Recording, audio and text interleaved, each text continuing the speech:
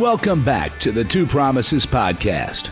Let's dive right into another exciting adventure with BD and crew as he pursues his new passion of one day finding the most epic bourbon. The Two Promises team send their special thanks to Hobie and the Huckleberries for their masterful theme music. So grab a glass, relax, and enjoy responsibly. Baby says she's leaving if I don't stop drinking wine. So I switched to whiskey, now I'm feeling fine. Drinking that smooth whiskey. No more wine. I like straight bourbon. Baby, you try the ride. So you have endured a lot. You have overcome so many struggles. You self-taught yourself just how to read, how to write. In many ways, those were also caused you to be a target growing up. But you didn't just go through those things and survive. You also said, no, I'm going to go bigger. I'm going to make this world a better place. I'm going to do what I can. So from someone with had to fight their way through an education, didn't go to traditional high school, had to get a GED just to have an equivalency. And then now you're an author, you have college experience, college education, and you're going into a very difficult degree field that involves a lot of study, a lot of research, and you have fought through so many things, and you're doing a lot of things to make the world a better place, to improve other people, to help others get better. But even it wasn't like, okay, you got freed from your high school age and your teenage years. Now all of a sudden you can live whatever it was that you maybe had envisioned. You kind of found yourself trapped in some of the same cycles that you lived growing up. Would you mind telling us a little bit about that transition and how maybe your childhood might have affected or impacted you moving into adulthood? Yes, absolutely. So when I was about 19 years old, I had moved from my childhood home after my mother's passing from cancer. And I ended up being taken in by this ministry couple. And I write a few chapters about them in the book. And they had presented themselves as being the loving parents that I never had. And they knew that I was desperate for love and acceptance. And unfortunately, they pulled me into this almost cult like nightmare where they invited me into their home, but the wife would threaten to hit me if she were upset. In fact, she did hit me at one point and left a hand mark on me. Really, it was like I was almost reliving an abusive childhood because I was brought into this environment under the guise of loving, godly parents that I never had. And soon things just take this darker turn where the wife hit me because I accidentally stubbed my toe and uttered a curse word, or she threatened to hit me if she were upset about something. And they also had very creepy behaviors where they want me to tell them if I masturbated. They want to ask about the length of my pubic hair. They really, in hindsight, I see how creepy and horrific that whole situation was. And then leading out of that, it felt like I was subconsciously so used to these dark patterns that I fell in line with dark patterns of toxicity and abuse throughout my childhood. And I had to become self aware to realize, oh, I am subconsciously putting myself in dark situations. That's why I survived being kidnapped several times as a young adult. And then that leads into where I meet the man who really changed my life in the most unpleasant way possible. And that is where we talk about where I met the person we refer to as Jake in the book.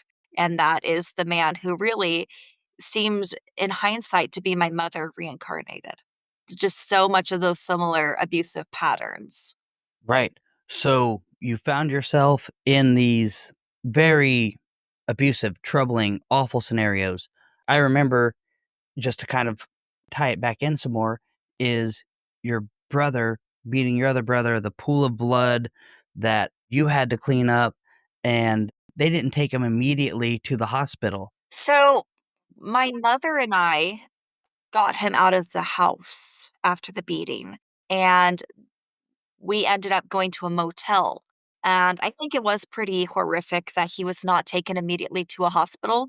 My mother leaves her three children, the two boys who tried to kill him, and my sister at the home, and takes my oldest brother, the victim in this case, and myself to a motel in Reno. And I remember that being so horrific. He was just crying. He had lost so much blood, and he was so cold in the motel that he asked my mother to crawl in bed with him because he had lost that much blood. And it was such a horrific thing, and that she waited a day to take him to the hospital. And I think in hindsight, she always had this fear that CPS was going to be called again because it had been called several times. And she had just slipped through the cracks, and she feared having her children taken away. However, yet she did really nothing to provide a loving, safe environment for them. The horrific that absolutely Trevor and Mitch should have been charged. They absolutely should have been charged, and they didn't. And things got worse. And then our family dog gets murdered by Trevor. And it's these things that I think any normal, rational mother would have said, okay, these boys are a danger. They need to be out of the house immediately. Charges need to be filed. But she didn't. And Joshua did not file charges against them. And it was to protect them because they were still youth. But it really wasn't okay. Charges should have been filed when I was 10 years old and he overpowered me and choked me until my lips lost color. Charges should have been filed when I was a little girl and he threatened to slit my throat with a rusty knife. Absolutely. Charges should have been filed when he got aroused by cutting off a head of a live animal. But again and again, there was that failure to protect, and it was all around. And Joshua faced that as he was not a good person, but he faced that also, that lack of protection when she waited a whole day before taking him to the hospital. Yep. Now that you're bringing those details back around, it's coming back to me. They did wait a long time to get him to the hospital. They finally did. And the way that fear and complex PTSD can manifest itself and can affect our behaviors is astounding. We are not ourselves whenever we are living in complex PTSD in those environments that shape it. And then even after we get out of them, we're still very much affected by that. And there's broken people everywhere. There's people who have endured things like yourself that a lot of times we don't always see, we don't always know. And that affects them even into adulthood. And here you are, you're working through things, you got your part-time job at the library, you're trying to get some of your own autonomy Mhm. and be your individual person and grow and mature as a human and as an adult. And then you find yourself into a world where you're seeking maybe some relationships and things Mhm. like that. And how does that transition in your world? How'd that go? It's a great question. And that really circles back around to when I met the person that we refer to as Jake. I was at the store and I had seen him in the store, and I lived at this point in a primarily white town. And to see someone so exotic looking, so handsome, like at this point, I'm 21 years old and I am just head over heels. I see this man who is drop dead gorgeous and he starts to sing to me in the store and I head over heels. I see this Asian looking man with blue eyes. You know, he just looked like a fresh sip of water in this desert and I melted. And we end up becoming into a friendship that blossoms into a romantic relationship. And unfortunately, things go very dark with this individual. And I faced horrific, horrific abuse at his hands. Yes, and I think that in some of these realms, like, you grew up with it in your family, that was the norm, even though it was wrong, Mhm. it was terrible and appalling, and that is something that we seek to change and that we want to improve for the United States, for the world at large, and that's what we're working on. But then It's almost sounds like this was a very out of left field experience, if you were. It was so unexpected. You had an understanding of who this person was. And then as you get to know them and as time goes on, all of a sudden you realize, oh no, he is not this person. Now it's a shock, a surprise, in a lot of ways, a betrayal. And you find yourself with someone who is very much like all of the people that you grew up with. Absolutely.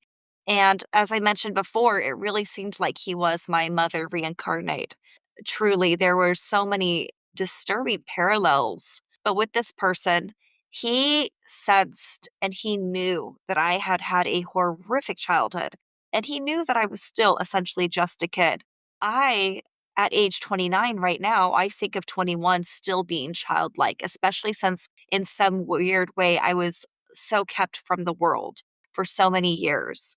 And he really manipulated that to his benefit. And it started off very slow with these red flags of controlling. It started off saying, nobody's going to love you like I do. Your whole family has let you down. No one will ever put in the effort into making your life better like I will. No one will care about you the way that I do. And saying these things, I believed it. Here I am, essentially this nerdy girl who has blossomed into looking a little bit more womanly. And now I'm getting this attention and hearing all of these things by this gorgeous man that I want to hear. Then things get even darker and darker, where he's controlling my outfits. He's controlling how I do my makeup. He's telling me to dye my hair black and my pubic hair black. He's controlling even those aspects of me. And then it gets worse, where he is now not letting me use the bathroom by myself. He is insisting that he goes into the bathroom with me every single time I have to use the restroom, and literally fighting himself. When he first tried to come into the bathroom with me to be in there while I'm in there, I said, no, no, thank you. And I try to close the door because he's getting forceful. And he says things to me because he's upset. He's mad. Like I'm fighting him about following me into the restroom because I want my privacy. So he digs at the most tender, sensitive scars of my past. And he says to me, you were molested as a little girl. You were molested by your mother. She put things inside of you and she damaged your little body. You're ruined now. And he's yelling this as I'm trying to shut the door in his face because I want my privacy. And he hits at that nerve. And eventually I just give in. I just collapse essentially. And I'm hit at like the most sensitive part of me to get his way. And that shows how he was just getting darker and darker. And as you read in the book, his abuse went so much more beyond that. Yes, and absolutely. And I do remember that one of the major instances that you related that you were kidnapped, held against your will, was in a bathroom. Yes. And that happened after the fact. So, with the first time that he had kidnapped me, it was when we were at his apartment on his parents' large property. He had his own apartment. And we're in the bathroom and he's playing his guitar. And I spoke while he was playing his guitar. He wanted to be a famous musician and all of these things, bragging about his albums. He had let out a couple little albums that didn't really do that well. And I talked while he was playing his guitar and he yells at me. And he's just being rude. And this was, I would say, earlier on in our dating. And I said, no, I'm going to leave. I'm not going to have someone speak this way to me. So I get up and I try to leave the bathroom and he blocks himself in front of the door so I can't leave. And he pushes me down and he knocks me down and he says, you stay here until I'm done with you. You don't leave until I say so. And I tried to get up and escape again. And he pushes me and he knocks me down. And he held me hostage in his bathroom for 30 minutes. And that was the first time he kidnapped me.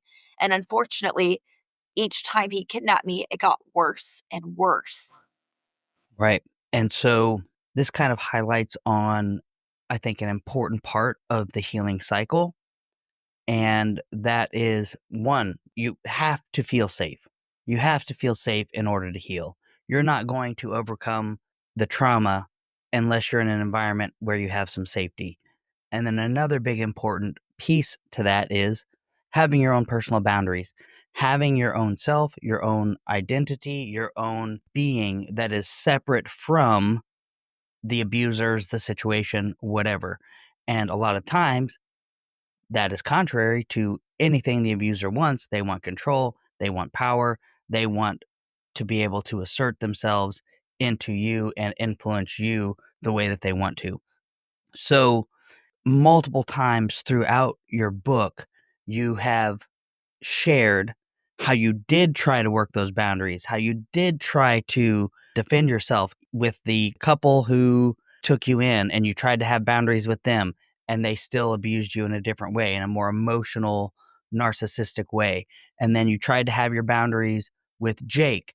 And one, I applaud you for standing up for yourself, for sticking up for yourself, for working on those things. For anyone who's listening who might be going through some of these same scenarios, who might be finding themselves in cycles of abuse, those boundaries are strong, they're important, they're part of your healing process. So I would really love to hear you share some, Cheyenne, on how you developed them, how you asserted yourself, and how that interplayed in your experience. Yes. So I learned to develop boundaries after years, as you've mentioned, of different scenarios where people continually violated my boundaries, especially Jake. In the book, it talks about in a lot of detail of how he continually violated those boundaries. I learned the sanctity of my own energy and my own body. And I learned that it really is a privilege to be in my space, to be around me. And that is not coming from a place of being stuck up or thinking that I'm holier than thou. It's that we all, as humans, we all have this sacred energy within us and around us. And once you realize that you can choose who you allow in, and choose how close you let people get in.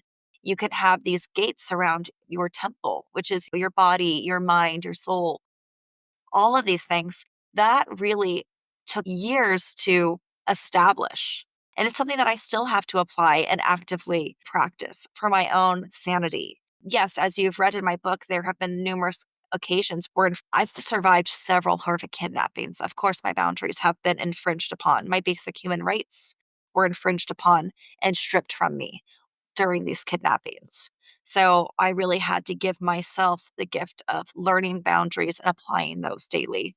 Yes. And kudos to you for, I mean, it's not easy. Those are hard fought wins, but you did it, you fought through it, and you have now become a very incredible, powerful woman in your own right. So we'll move a little bit more into how this kind of drama unfolds. So now you have this blossoming romance, but you're already seeing the red flags. You're already noticing, oh my goodness, this is my mom reincarnated. I am finding myself in the exact same situation that I tried to free myself from. And now this tall glass of water, this beautiful, gorgeous man is now the object of what I want and what I desire. But at the same time, it's also a mirror and a reflection of everything that I'm trying to escape. So you were caught in a little bit of a, Yeah, I was. At the time, I didn't realize that he was my mother reincarnate. I knew that it was an awful situation. And I also knew that I felt like, at any rate, that he was the only one who loved me. Because, as mentioned, he knew I had a horrific childhood. He knew everything about me. And he used that against me to say the things of, oh, I love you. No one will love you the way I do. Words of that to that effect. So I was pulled in, pushed out, and pulled back in where he would surprise me with gifts. And then he would get angry and he would destroy those gifts, say that he loved me and all of these things, and then completely tear me down. It was really a push and pull. So disturbingly, where he even used psychological warfare and had his friend essentially post these awful things about me all over Facebook because he wrongfully accused me of stealing money from him. yep, And later on, he admits, oh, no, actually, that didn't happen. But by then, my photo had been plastered all around Facebook in a small town right. with lies about me.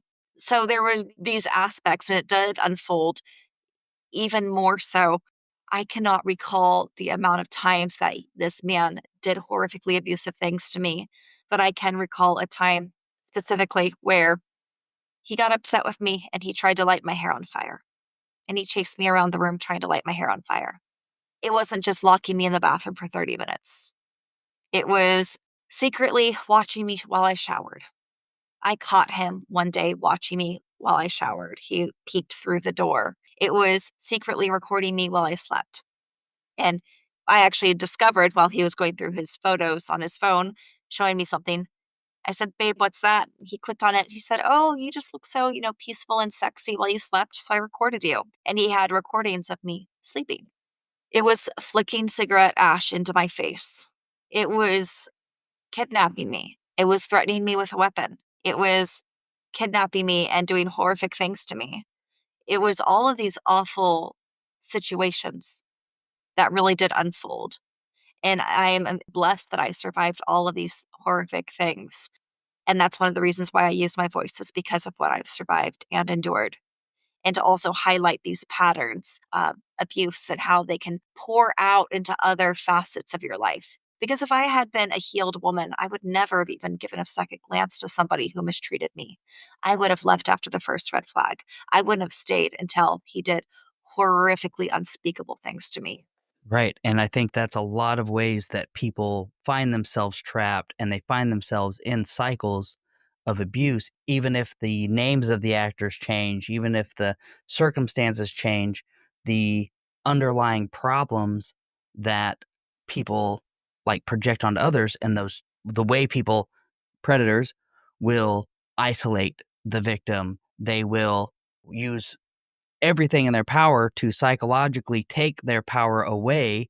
And a lot of times it was knowing those triggers, knowing your past and weaponizing it against you and using those words that would cause you to, I mean, at the end of the day, we're kind of animals. You know what I mean? Like, yes, we're humans. We have this brain up here, but we also have this nervous system that is designed to fight, flight, posture, submit. You know what I mean? Mhm. And if someone who knows these things, and whether it's because they were conditioned on how to use them, even if they don't mentally know them, they were conditioned on how to use these techniques and these things. And so now they're putting you into freeze mode, into submit mode, because maybe that's how they were raised. Maybe that's what they experienced. And now they are just doing what they learned and what they knew. And they've isolated you. They've found their target. And now they can use what they do to control you and to get whatever expression is that they want.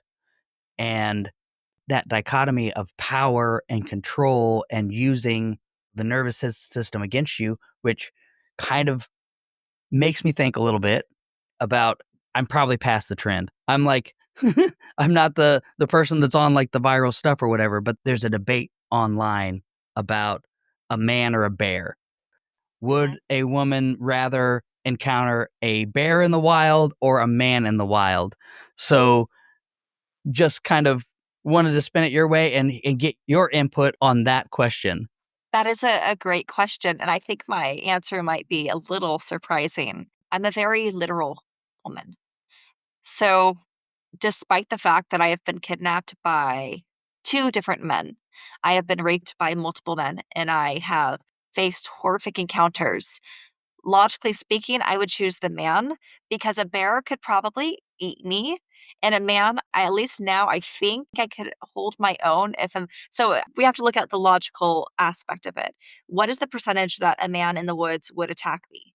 Despite my whole encounters with men who have done horrific things to me, I take responsibility, at least somewhat, to know I put myself in those dangerous positions.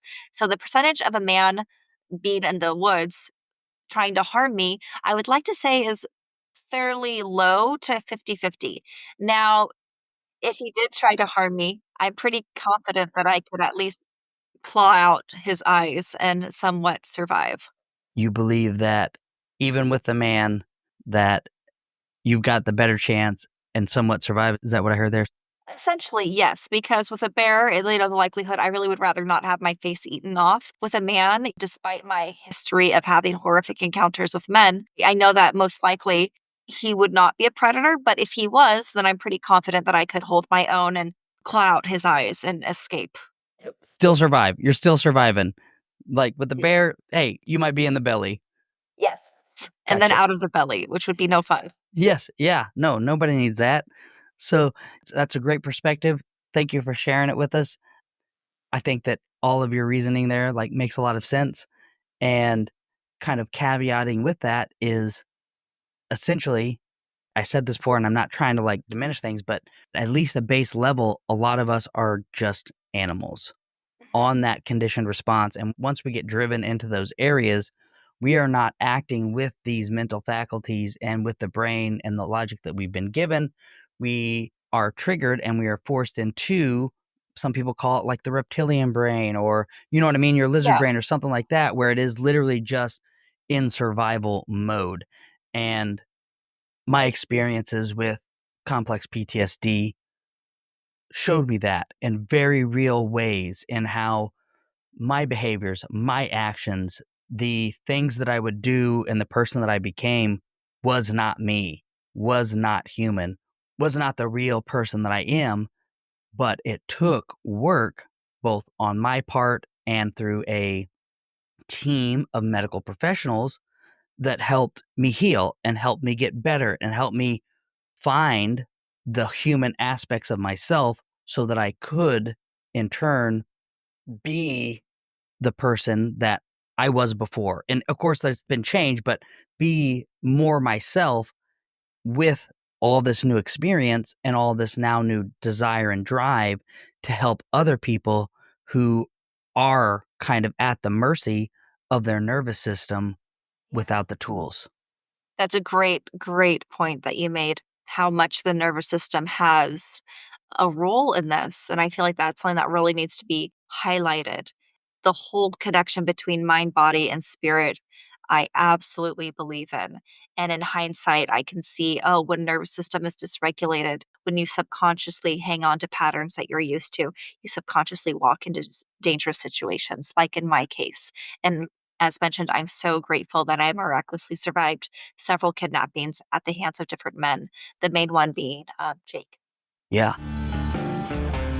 Thank you for joining us today on this curious roller coaster of life. If this is your stop, please exit peacefully. Enjoy the rest of your day. If you're ready for another one, just push play. Just a final note before you go, thank you, and thank you for feeling. The distillation and aging process is different for everyone. I'm not quite sure what you're ready for. Sip slowly and enjoy responsibly. Baby says she's leaving if I don't stop drinking wine. So I switched to whiskey, now I'm feeling fine. Drinking that smooth, smooth whiskey. No more wine. I like straight